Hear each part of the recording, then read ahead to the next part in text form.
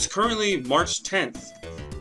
That means it's perfect time to do a February collection update video. So, same as last time, these are the games that I bought over the course of the month of February. This would have been up a little sooner, but I was in New York on vacation last week. It was really fun, and it's also really cold there this time of year. But it was still a great time. Anyway, here we go. So, once again this month, I have picked up another small handful of N64 games in an effort to, I guess, fill in the gaps in my collection that I feel are there. So here they are. First off, I got Mario Golf. I'm not a huge fan of Mario Golf, not in a bad way, but I think it's just because I haven't played a lot of it over the years. I mostly played Toadstool Tour on the GameCube, more than I played this one, but I definitely passed this one by, but it's really good. It's made by Camelot, who most people know for the Shining series back in the old Sega days, and Golden Sun, but they also do a lot of the Mario sports games, tennis, golf, etc. But this game is pretty fun. I popped it in for a little bit when I got it, and it was one of the many multiplayer first-party Nintendo games that was missing from my collection, so I figured, why not? It's a pretty good game. Even though I'm not a huge fan of it, I like it more than I thought I would, at least popping this one in, and I'm actually kind of sad I missed out on it back in the day. Golf, I guess, just has never been my thing. Anyway, next we have Fighter's Destiny. The N64 was not a great place for fighting games back in the day. Just ask anyone. While the PlayStation and eventually the Dreamcast, even the Saturn, got a lot of great Capcom and SNK fighters, you know, the cream of the crop, the things everyone wanted back then, the N64 got more questionable games. It's arguably bigger titles for stuff like Killer Instinct, but it was also subject to a lot of weirder 3D attempts to, you know, try to capitalize on the fact that something like Tekken and Virtua Fighter were popular. Anyway, that's what Fighter's Destiny is. Surprisingly though, this is actually a pretty decent fighter. It's not great, but if you're looking for weird, goofy fighting games on the N64 and want to try something out that doesn't completely suck, like, I don't know, Mace the Dark Age or weird stuff like that, try Fighter's Destiny. It's not bad. And lastly, I picked up another fighting game that's relative to only Japan and Europe, and that's Rakuga Kids. Rakuga Kids is this really weird experimental fighter where everyone in the game is a little crayon character, as you can see based off the little guy on the cover there. But yeah, this is actually a game that plays more like Smash Bros. It's got some pretty interesting mechanics to it, but it's actually pretty good. This game can be hit or miss depending on how expensive of a copy you're looking to get. Some copies of it are really expensive and some aren't. I don't know if that varies by region, but I got this for about 20 bucks, and it seemed legit to me. This is a Japanese version. Anyway, Rakuga Kids is pretty cool. It's another weird and wacky game that only the N64 ever had. So if you're looking for more weird fighting games, this should be right up your alley. It's done by Konami too, by the way. Rest in peace. Then next up, I have a pair of DS games. DS is getting pretty cheap to collect for. There's still some popular stuff on it, you know, like Mario and Pokemon games are always gonna be generally popular and hold their value because those are games people always are gonna want to play. But most other DS games that aren't extremely uncommon are getting pretty affordable now, and you can still get new copies because developers and publishers will just put them out and either have excess overstock or make short shipments of really popular series. Two games in particular caught my eye. One was Radiant Historia. This is a really interesting RPG put out by Atlas, in which the gimmick is time travel. It's kind of like Chrono Trigger, but it gets a little more in-depth into how much you control time.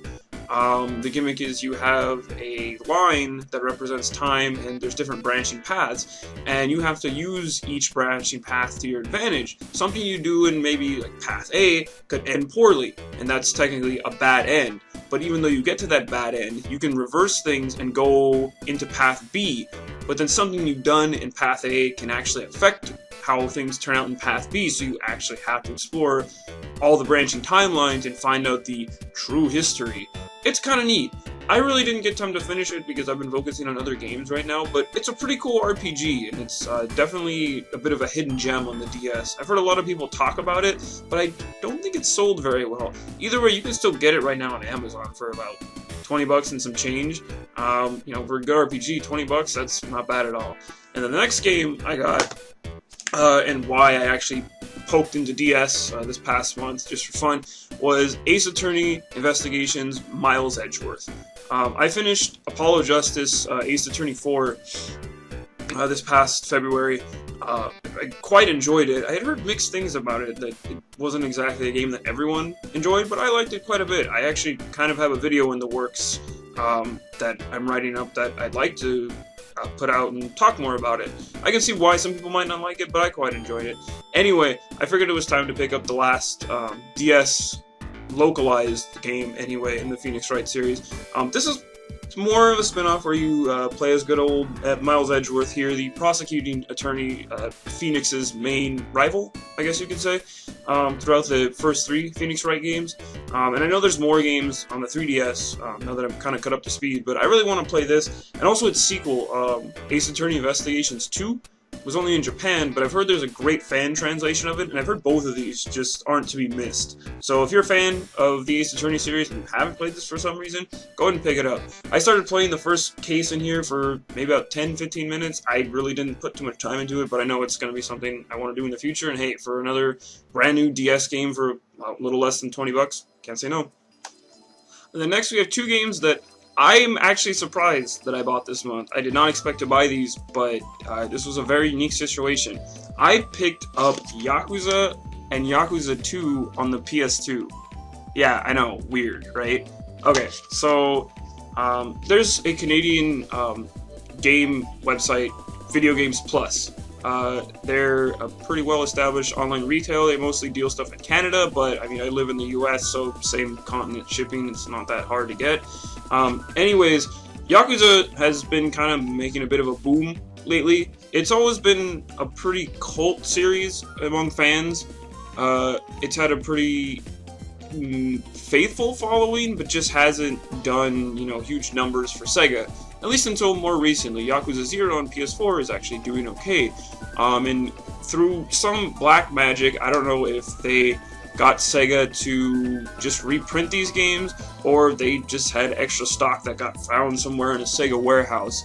Anyway, Video Games Plus graciously brought reprints of all 4 original Yakuza games. So Yakuza 1 and Yakuza 2 on PS2, and also Yakuza 3 and 4 on PS3. I'm not sure if they're still there now, so if you really want these games, go peek at Video Games Plus and see if they still have the Yakuza restocked games. That was an ad they had on their site. I just noticed it on a Twitter account that posts video game deals that I follow every once in a while. You know, I just follow it for, you know, convenience sake. But yeah, I was really excited to get both of these games. So, Yakuza is really cool. It's often described by many as Japanese GTA, and I guess I can see where that comes from, but I think it's a bit more goofy and kind of over the top than GTA ever gets. But that's just because of how the game is written and designed. Regardless though, I actually own a copy of Yakuza 1, at least I used to, but my disc was kind of scratched to the point where I'd gotten at least halfway through the game several times, but there's a point where my game would just like crap out and wouldn't work anymore, and I've never actually beaten this game, so I figured whatever, I'll get a fresh copy. But the real gem here is Yakuza 2. Yakuza 2 originally got released pretty late in the PS2's life, I think 2007 or even 8, which, you know, PS2 was really popular. It was getting games for a while. Like Persona 4, one of the system's biggest hits, came out as late as I think 2008 as well. But even so, Yakuza 2 got a really low print run, and it's actually pretty expensive. I always wanted a copy of it, but, you know, I figured I'm not gonna pay $100+ for a game that I could watch some cutscene recaps of. Unfortunately, it's just not a series I'm extremely invested in. I really like the Yakuza series, and I'm glad I have this missing chapter now that I would have probably had missing for a while. But yeah, I brought both of these games for a fair, brand new price. I think each one is about 50 each, you know, just standard new, brand new retail price. So yeah, I bought brand new PS2 games in 2017. What a world. I didn't expect that, but if you go on Video Games Plus, you might still be able to find these there. Good luck. Either way, it's more copies of Yakuza out into the market, and means more people can play it. And the last game I have here is a game that I've been wanting to try for some time now, and that's Mirror's Edge Catalyst. Okay, I really love the short-lived Mirror's Edge series. The original game captivated me last generation. I just thought it was really interesting and different. You know, it was a game that took first-person movement, but said like, hey, let's kind of make a parkour platformer game. Which, you know, when you think of a platformer, you think Mario 64 or Banjo-Kazooie if you're doing 3D, and then, you know, obviously Sonic, Mario, other older 2D games. You know, a platformer. You know, it's pretty well defined, but most people don't make first-person platformers because that often doesn't really work. But I felt like Mirror's Edge had some really good ideas, and while there were some clunky parts to it, I just thought it was a game that was greater than the sum of its parts, and I was really interested to see them do more with this universe. So, a while back, Mirror's Edge Catalyst, or Mirror's Edge 2, was announced, and I thought it looked really cool. And up to the game's release, everything about it seemed pretty great. But when it came out, I saw it get kind of mixed reviews, and I don't exactly know why. Because this game, if anything, improves upon everything that the first game did, in my opinion. Yeah, you've got an open world that makes things feel a little less connected, but it lets you just run around and have fun, which is kind of the whole point of Mirror's Edge. And there's all these little marks everywhere. You can do these time trial courses, and the big open world isn't exactly as big as you think it might be. It's pretty self-contained, especially after recently playing games like Final Fantasy 15 and now Zelda Breath of the Wild, which is currently shoved in my Wii U. But yeah, I really enjoyed Mirror's Edge Catalyst. I think some of the story elements were a little heavy-handed, but this was also supposed to serve as a bit of a reboot, reimagining of the first game. But if anything, it improves greatly upon the foundation that the first game laid out, and, you know, who knows if we'll get another game. I really enjoyed this. I think it's a great improvement and a great sequel. Not everyone did, but that's okay. All I can hope is that someday maybe we'll see a third Mirror's Edge game. Maybe give it some time to cook, though. You know, flesh out some more of the ideas, fine-tune even more things, because so far I think they're on a good track. I think what's most important is this game improves upon the gameplay ideas presented in the first game. And that's what any good sequel should do, especially a game that's as gameplay heavy as Mirror's Edge.